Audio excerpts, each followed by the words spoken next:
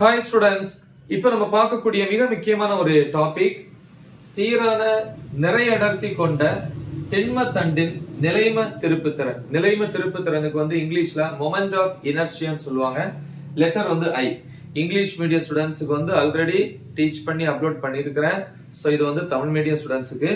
Anyway, சீரான அப்படின்னா ஒரே மாதிரியான நிறை அடர்த்தி. நிறை அடர்த்தின்னா பாருங்க, இந்த தண்டை பாருங்களேன், இது எல்லா இடத்துலயும் ஒரே மாதிரி இருந்துச்சு அப்படின்னா ஒவ்வொரு துகள்களுக்கு இடைப்பட்ட இடைவெளியும் எப்படி இருக்கும்? எல்லா இடத்துலயும் ஒரே மாதிரி இருக்கும். அப்ப இந்த இடைவெளி ஒரே மாதிரி இருந்துச்சுன்னா நிறை அடர்த்தி எப்படி இருக்கும்? சமமா இருக்கும். அதான் பாருங்க, சீரான நிறை அடர்த்தி கொண்ட ஒரு திண்ம தண்டு இல்லையா? திண்மம்னா திடப்பொருள், சாலிடு, அதான் திண்ம தண்டு. சோ இந்த தண்டினுடைய நிலைம திருப்புத்திறன் அதை கேக்குறாங்க. சோ இப்ப பாத்தீங்கன்னா நமக்கு தெரியும், சீரான ஒரு பொருளா இருந்துச்சு அப்படின்னா கண்டிப்பா இந்த பொருளுக்கு மையத்துல இருந்து இந்த பக்கம் 50% நிறைய இருக்கும், இந்த பக்கம் 50% நிறைய இருக்கும். மொத்த 100% 50-50 ரெண்டு பக்கம் ஒரே மாதிரி இருக்கும். அதனால மொத்த பொருளினுடைய நிறையும் அதனுடைய மையம் என்கிற நிறை மையத்துல குவிஞ்சிருக்கும். இந்த இடம் இருக்கு இல்லையா, அந்த இடத்துல பாருங்க பேலன்ஸ் ஆயிரும் அப்படின்னு வச்சு நான் இப்ப பேலன்ஸ் ஆயிட்டு அப்படின்னு என்ன அர்த்தம்? இந்த பொருளினுடைய மொத்த நிறையும் அதனுடைய மைய பகுதியால குவிஞ்சிருக்கு. இந்த மைய பகுதிக்கு ஒரு பேர் இருக்கு, நிறை மையம். இங்கிலீஷ்ல சென்டர் ஆஃப் மாஸ்ன்னு சொல்லுவாங்க. சோ இதுதான் அந்த point, centre of mass. Point வச்சுக்கலாம், இல்ல நீங்க அதை ஓன் கூட எடுத்துக்கலாம். சரி, ஏதோ ஆதி புள்ளின்னு சொல்லுவோம் இல்லையா, ஆர்ஜின். சோ இதுக்கு வரையக்கூடிய, அதாவது தண்டுக்கு ஓ என்கிற புள்ளி வழியாக வரையக்கூடிய ஒரு செங்குத்து கோடை நம்ம எடுத்துப்போம். இந்த செங்குத்து கோடு பாத்தீங்கன்னா ஒரு அச்சு மாதிரி. இது அச்சு மாதிரி எடுத்துக்கிறோம். கரெக்டா? சோ வரையும் போது கரெக்டா வரைஞ்சுக்கணும். நீங்க ஸ்கேல் யூஸ் பண்ணிக்கோங்க. ஓகேப்பா. இப்ப இந்த அச்சை பொறுத்துதான் இந்த தண்டினுடைய நிலைம திருப்புத்திறனை கேட்கிறாங்க. பொதுவா நிலைம திருப்புத்திறனுக்கு நம்ம ஒரு ஃபார்முலா படிச்சிருப்போம் ஏற்கனவே. I = mr² அப்படின்னு படிச்சிருப்போம். r என்கிறது தொலைவு. அது x-ஆ இருக்கலாம், y-ஆ இருக்கலாம், z-ஆ இருக்கலாம். ஏன்னா 3 சேர்த்துதான் 6. நம்ம எந்த அச்சை நம்ம எடுத்துக்க போறோமோ அதுக்கு தகுந்த மாதிரி லெட்டர்ஸ் மாத்திக்கலாம். சரி, ஓகே. இப்ப வரும் இந்த தண்டினுடைய மொத்த நீளம் L. நம்ம அப்படிதான் சொல்லியிருப்பாங்க, L நீளமும் M நிறையும் கொண்ட ஒரு திண்ம தண்டு. கரெக்டா? அப்ப நீளம் எடுத்துப்போம். மொத்த நீளம் இதுல இருந்து இது வரைக்கும் இருக்கக்கூடிய மொத்த நீளம் L. இதனுடைய நிறை பாத்தீங்கன்னா கேபிட்டல் M. சரியா? ஓகே. இப்ப நம்ம இது ரெண்டா பிரிக்கலாம். இது ஒரு அச்சு தானே, அச்சுக்கு இந்த பக்கம் மைனஸ், இந்த பக்கம் பிளஸ் சொல்லுவீங்க. இது ரெண்டா பிரிச்சீங்கன்னா L/2 மாறிடுமா? அப்ப இந்த பகுதி இதுல இருந்து இது வரைக்கும் மைனஸ் L/2, இந்த பகுதி பிளஸ் L/2. இது நேர் எக்ஸ் அச்சு, இது எதிர் எக்ஸ் அச்சு அப்படின்னு சொல்லுவோம். சரியா? தண்டினுடைய மொத்த நிலைம திருப்புத்திறன் கண்டுபிடிக்கிறதுக்கு முன்னாடி தண்டுல இருக்கக்கூடிய ஒரு சிறிய பகுதியினுடைய நிலைம திருப்புத்திறனை கண்டுபிடிச்சிட்டு அப்புறம் அதை கண்டுபிடிக்கலாம். சரியா? ஓகே. அப்ப ஃபர்ஸ்ட் ஒரு சிறிய பகுதி எடுத்துக்க போறேன். சோ இதான் அந்த சிறிய பகுதி. இந்த தண்டு எந்த அச்சுல இருக்கு? எக்ஸ் அச்சுல இருக்கு. அதனால தொலைவுக்கு நம்ம எக்ஸ் எடுத்துக்கலாம். அப்ப இந்த அச்சுல இருந்து இந்த சிறிய பகுதி எவ்வளவு தொலைவுல இருக்கு அப்படின்னா, இதுல இருந்து இது வரைக்கும் உள்ள தொலைவு எக்ஸ் தொலைவுல இருக்கு. புரியுதா? சரி, இதனுடைய மொத்த நிறை கேபிட்டல் M இல்லையா? ஓகே. சோ அப்ப இது மிகச்சிறிய நிறை இல்லையா? இந்த பகுதியினுடைய நிறை அதை விட கம்மியா தானே இருக்கு, சின்னதா இருக்கு, ஸ்மால். அதனால அதுக்கு என்ன போடுவாங்க? நிறைக்கு dm போடுவாங்க. அதே மாதிரி இந்த தொலைவு x, அப்ப இந்த தொலைவு என்னது? dx எடுத்துக்கலாம். அதாவது இதுல இருந்து இது வரைக்கும் உள்ள தொலைவு இது என்னது? dx அப்படின்னு எடுத்துக்கலாம். அப்ப இந்த மிகச்சிறிய பகுதியினுடைய நிலைம திருப்புத்திறனை ஃபர்ஸ்ட் கண்டுபிடிச்சிட்டு அப்ப மொத்த தண்டு கண்டுபிடிக்கலாம். இப்ப மிகச்சிறிய பகுதி அப்படின்னா நிலைம திருப்புத்திறனும் கேபிட்டலை போட முடியாது, அது தண்டு முழுமைக்கும். சிறிய பகுதி நம்ம என்ன பண்ணுவீங்க? di. கரெக்டா? அதே மாதிரி நிறை dm மாத்திக்கலாம் இல்லையா? அப்ப இந்த சமன்பாட கீழே மாத்திக்க போறேன். எப்படி? di = நிறை dm. அது மட்டும் இல்ல, இந்த பகுதி எவ்வளவு தொலைவுல இருக்கு? x தொலைவுல இருக்கு. அப்ப r = x. நம்ம x தான் யூஸ் பண்ணிருக்கிறோம். கரெக்டா? இதுல இருந்து நம்ம ஆரம்பிக்க போறோம். கரெக்டா? சோ அப்ப எழுதலாம், திண்ம தண்டில் சிறிய பகுதி dx க்கான சிறிய பகுதி dx தானே, நிறைய dn. சோ dx க்கான நிலைம திருப்புத்திறன், நிலைம திருப்புத்திறன் ஏற்கனவே நம்ம டெரைவ் பண்ணி வச்சிருந்தோம் அந்த ஃபார்முலாஸ் எல்லாம். சோ அப்ப இதுல எப்படி எழுதலாம், di = dmx². இல்ல x² நீங்க முன்னாடி கூட எழுதிக்கலாம், பிராக்கெட் வேணா போட்டுக்கோங்க, சரியா? சோ இத சமன்பாடு 1ன்னு வச்சுப்போம். சரி, இப்ப சொன்னீங்க இல்லையா இந்த நிறை அடர்த்தி வந்து சீரா இருக்குண்டு. சோ தண்டு அப்படின்னு வரும்போது நீளமா இருக்கக்கூடியதான் தண்டுன்னு சொல்லுவோம் இல்லையா?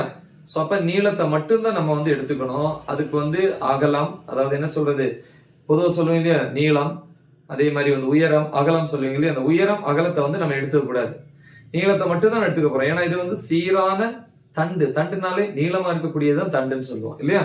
எஸ், அதனால இதனுடைய அடர்த்தியை வந்து நீள் அடர்த்தின்னு சொல்லலாம். நீள வாக்குல தான் நிறை கூடிட்டே போகுது, அதனால நீள் நிறை அடர்த்தி அல்லது நீள் அடர்த்தின்னு சொல்லலாம் இல்லையா? ஓகே, முதல்ல வந்து தண்டினுடைய நீள அடர்த்தின பாத்துக்கலாம், அதே மாதிரி சிறிய பகுதிக்கான நீள அடர்த்தியை நம்ம பாத்துக்கலாம். சரி, ஓகே, எழுதுவோம். தண்டு ஒன்றின், தண்டு முழுசு என்ன, தண்டு ஒன்றின் நீள் நிறை அடர்த்தி அல்லது நீள் அடர்த்தின்னு சொல்லலாம் ஷார்ட்டா, நீள் நிறை அடர்த்தி. பொதுவா அடர்த்திக்கு என்ன ஃபார்முலா, நிறை பை பருமன் அல்லது கனளவுன்னு சொல்லுவாங்க. கனளவுன்னா நீளம், அப்புறம் வந்து அகலம் உயரம். ஆனா தண்டுன்னு வரும்போது அகலம் உயரம் இருக்காது. சோ அதனால நீள் அடர்த்திக்கு லெட்டர் வந்து லாம்டானுப்பா, லாம்டா = நிறை பை நீளம். ஓரலகு நீளத்தில் உள்ள நிறையினுடைய அளவு தான் இது நீள் அடர்த்தி. ஓகேவா? சோ இது m/l. இது வேணா சமன்பாடு 2ன்னு வச்சுப்போம்.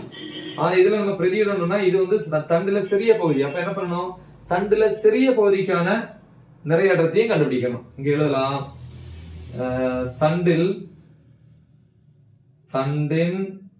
சிறிய பகுதிக்கான அடர்த்தி, பகுதிக்கான அடர்த்தி. கரெக்டா? எஸ், பிரிச்சுப்போம். அப்ப சிறிய பகுதி அடர்த்தி லெட்டர் லாம்டா, சிறிய பகுதினா இங்க தண்டு முழுமைக்கும் கேபிட்டல் M, சிறிய பகுதியுடைய நிறை என்ன, dm. அப்ப dm பை இங்க மொத்த நீளம் L, அது தண்டுக்கு, சிறிய பகுதிக்கு எவ்வளவு, dx. இப்படின்னு எழுதலாம், சரியா? சோ இத சமன்பாடு 2ன்னு எழுதுறேன். கரெக்டா? இல்ல இது இன்னும் நீங்க சிம்பிளிஃபை பண்ணலாம், எனக்கு தேவை dm. அப்ப இதுல இருந்து dm = dx இங்க போயிட்டுனா lambda dx. இது சமன்பாடு இங்க 2 போட்டிருக்கேன், அப்ப இது வந்து 3, சமன்பாடு 3, சரியா? இப்ப இந்த இரண்டாவது சமன்பாடு இதுல பிரதியிட போறேன் இல்லையா? அப்ப சமன்பாடு 2ல இருந்து dm = lambda, லாம்டாக்கு என்னது சமன்பாடு 2ல m/l, m/l into dx. இது சமன்பாடு 4ன்னு வச்சுக்கலாம். இத கொண்டு போய் இனி நம்ம முதல் சமன்பாடுல பிரதியிட போறோம் இல்லையா? 1ல் பிரதியிட.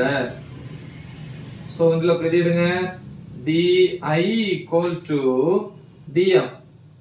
dm என்னது, m/l dx. இல்லனா முதல்ல x² எழுதிக்கலாம், ஒண்ணும் பிரச்சனை இல்ல. x² into dm. dm என்னது, m/l into dx. கரெக்ட்டா? சோ நெக்ஸ்ட் ஸ்டெப் இனி சிம்பிளா முடிச்சிடலாம். சோ இதுல இருந்து di = நான் அரேஞ்ச் பண்றது இதெல்லாம் மாறலி, தண்டினுடைய மொத்த நிறை மாறாது, மொத்த நீளமும் மாறாது, ml, அது தனியா எடுத்துக்கலாம், m/l. அதே மாதிரி இந்த சிறிய பகுதியினுடைய இடத்தை நம்ம மாத்தலாம், அதனால x மாத்தலாம். அப்ப அதெல்லாம் வந்து மாறக்கூடியது, அதனால அது தனியா x² dx. அப்ப di-ங்கிறது இந்த சிறிய பகுதிக்கான நிலைம திருப்புத்திறன். இப்ப நம்ம என்ன கண்டுபிடிக்கணும், மொத்த திருப்புத்திறன் இல்லையா? அப்ப இங்க எழுதலாம், தண்டு முழுமைக்குமான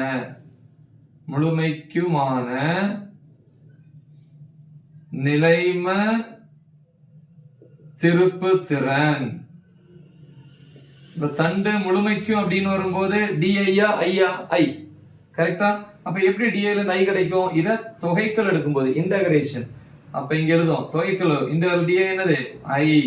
அதே மாதிரி இதுக்கு தொகைக்கல் எடுக்கணும், இன்டகிரல் m/l x² dx. கரெக்டா? இந்த m/l வந்து மாறிலி வெளியே எடுத்தீங்கன்னா I equal to m/l into x square dx. இது சமன்பாடு 5 வச்சுக்கலாமா? இல்லன்னா இது 4. எத்தனை சமன்பாடு வேணா வச்சுக்கலாம். இது 5, இது ரஃப் ஒர்க்கு தேவையில்லை.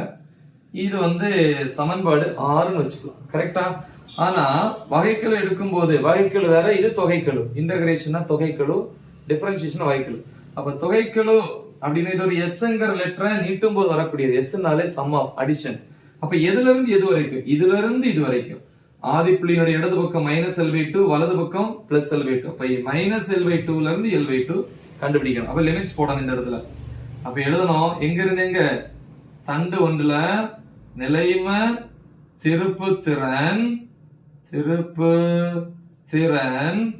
ஆதி புள்ளிக்கு இடது பக்கம் -L/2ல இருந்து, இல்லையா? -L/2ல இருந்து வலது பக்கம் எது வரைக்கும்? L/2 வரை. அப்ப எழுதும் என்ன வரும்? I equal to m/l. Integral போடும்போது லிமிட்ஸ் போடணும். லோயர் லிமிட்னா சிறிய பகுதி. எங்க தொடக்கம்? இதுதான் தொடக்கம், அது கீழே. -L/2, இங்க +L/2. உள்ள என்ன இருக்கு? x square dx. உங்களுக்கு ஒரு ஃபார்முலா சொல்லி கொடுத்திருப்பேன். இன்டகரல் ஃபார்முலா, அதாவது தொகைக்கெழு. x power n dx formula என்னது? x power n+1/n+1. அதே மாதிரி இங்க என்ன இருக்கு? x square dx இருக்கு. x square dx னா n பிளேஸ்ல இங்க 2 தானே இருக்கு. அப்ப x power n+1 னா 2+1/2+1. அப்ப I equal to m/l. Integrate பண்ணதுக்கு அப்புறம், தொகைக்கெழு எடுத்ததுக்கு அப்புறம் இந்த சிம்பல் போடக்கூடாது, ஸ்கொயர் பிராக்கெட் தான். இதனுடைய தொகைக்கெழு என்னது? இதா இருக்கு, x³/3. x³/3. அப்புறம் இந்த லிமிட்ஸ் வலது பக்கம் போயிடும். -L/2 to +L/2. அடுத்த ஸ்டெப்ல வந்து இங்க எழுதலாம், 3 வேணா வெளியே எடுத்துக்கலாம். I equal to m/3l. ஏன்னா 3 மாறிலி, அதுக்கு லிமிட் போட முடியாது. அப்ப உள்ள என்ன இருக்கு அப்படின்னு பாத்தீங்கன்னா x³ லிமிட்ஸ் L/2வா, கீழே என்ன இருக்கு? -L/2ல இருந்து +L/2 வரை. இப்போ இந்த ரைட் சைடு எழுதிரோம். லிமிட்ஸ் போடுமா? I equal to m/3l. முதல்ல எப்படி போடணும்? Upper limit minus lower limit. முதல்ல இதை இதுக்கு போடணும், அப்பர் லிமிட். அப்ப என்னாச்சு? L³/2³. இதை உள்ள கொண்டீங்கன்னா எதற்கு? மேல இருக்கிறது L/2 உள்ள கொண்டா L³/2³ மைனஸ் ஃபார்முலால இருக்கு மைனஸ். அப்புறம் இங்க ஒரு மைனஸ் இருக்கா? -L/2 the whole cube. அதுக்கும் அந்த கியூப் வரும். சரியா? I equal to m/3l into L³/2³ னா 8. 2 into 2 into 2 8. மைனஸ் இங்க L²/2² னா இந்த மைனஸ் ஸ்கொயர் ஆகும்போது பிளஸ் ஆயிடும். அந்த கியூப் என்கிறனால minus into minus into minus, minus into minus plus, plus into minus minus. அந்த மைனஸ் இந்த மைனஸ் சேர்ந்து பிளஸ் ஆச்சு. இனி இது என்ன இருக்கு? L³/2³ வந்து 8. So I is equal to, இந்த ரெண்டுலயுமே எது பொதுவா இருக்கு? 8 பொதுவா இருக்கு, வெளியே எடுத்துடலாமா? அப்ப இந்த ரெண்டுலயும் பொதுவா 8 இருக்கு, வெளியே எடுத்தோம்னா 8 into 3 எவ்வளவு? 24l. உள்ள என்ன இருக்கும்? L³ plus L³ 2l³. So I equal to, இப்ப இத பிராக்கெட் ஒன்னு எடுத்துடலாமா? பிராக்கெட் எடுத்தீங்கன்னா மல்டிப்ளிகேஷன். சோ இதுல வந்து ஒரு l வேணா பிராக்கெட் வச்சுக்கோங்க. சோ இதுல ஒரு l, இதுல ஒரு l போச்சுன்னா l² இருக்கும். அப்ப m into l². சரி, பை இங்க ஒரு 2 இருக்கு, இங்க 24 இருக்கு. 2 கேன்சல் பண்ணுங்க, 24ல வந்து 12 கேன்சல் பண்ணீங்கன்னா அப்ப இதுதான் ஆன்சர். வேணா எடுத்து எழுதுங்க. I is equal to 1/12 ml². இதுதான் தண்டு ஒன்றுல வந்து மையப்புள்ளி வழியாக செல்லக்கூடிய செங்குத்து கோட்டுக்கு நம்ம கண்டுபிடிக்கக்கூடிய நிலைம திருப்புத்திறனுக்கான ஃபார்முலா. ரொம்ப முக்கியமான ஒரு டாபிக். நல்லா தெளிவா பிராக்டிஸ் பண்ணுங்க. மறக்காம இதை உங்க ஃப்ரெண்ட்ஸுக்கு ஷேர் பண்ணுங்க. All the best. தேங்க்யூ.